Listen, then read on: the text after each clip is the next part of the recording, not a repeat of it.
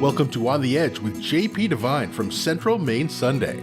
On the Edge with J.P.Devine audio is made possible by our subscribers like you. Thank you for listening and supporting local journalism in Central Maine. Now here's J.P.Devine. At about 1:30 a.m. on a sultry June 5th, 1968, Jack T., a campaign photographer, and I stood at a taco stand somewhere on Wilshire Boulevard, 10 or 12 minutes from a murder, at the historic Ambassador Hotel, a place neither of us would ever dream of finding ourselves at one on any morning. Jack was driving me home when he spotted the stand and pulled in. "I have to have something to drink. You want something to drink?" he asked. So there we were at a taco stand, stunned and still shaking after the sudden and violent conclusion of months of working as volunteers on Robert Kennedy's presidential campaign. There would be no sleeping this night. We would have to go home and tell our story, one we would be telling for years to come. We took our bottles of soda and sat at one of the tables.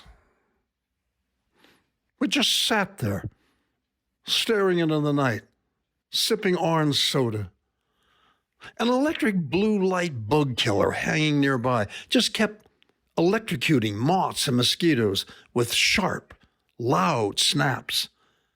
Each snap made Jack twitch. It felt as though we were actors in a movie. He stared at the bug killer and back at me. What the hell just happened? On an hour before, what happened was now history. The shots fired echoed around the world. We had made it to the front of the stage where Bobby had just finished his speech. It ended with, "Now, on to Chicago." The applause went on and on as he and his wife, Ethel, were hustled off the stage and escorted away.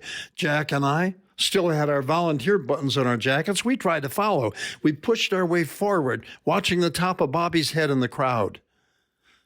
Suddenly, someone decided to take the group through the hotel kitchen. Then the parade stopped. Bobby and his aides disappeared in the kitchen, and Big Rosie Greer slammed the doors in front of us. For a few moments, we waited, hoping they'd open. Then we heard a series of incredibly loud, sharp pops. Jack turned. What the hell was that? I could see the crowd behind us popping the colored balloons with the end of their cigarettes. "A celebration," I said. "Let's go down to the garage. Maybe we'll catch him," he replied. We were stopped halfway through the crowd by a woman's hysterical scream from the far end of the room. "Bobby's dead! They shot Bobby and Ethel, Rosie, they're all dead!" I remember a great gasp, like a sudden wind. It was as if we were frozen for the longest time, like figures in one of those Christmas glass balls, as rumors like snowflakes flew around in between us. People fell to the floor around the fountain like marionettes cut from their strings. Then someone close to me shouted, "There he is!" I pushed forward as a path filled with floodlights and two very tall Los Angeles motorcycle cops with big white helmets came cutting through the bodies toward us with this small, handsome, dark-haired man handcuffed between them, while a couple of guys in blue jackets with hotel emblems cleared the path. "It's him!" someone cried. It was him.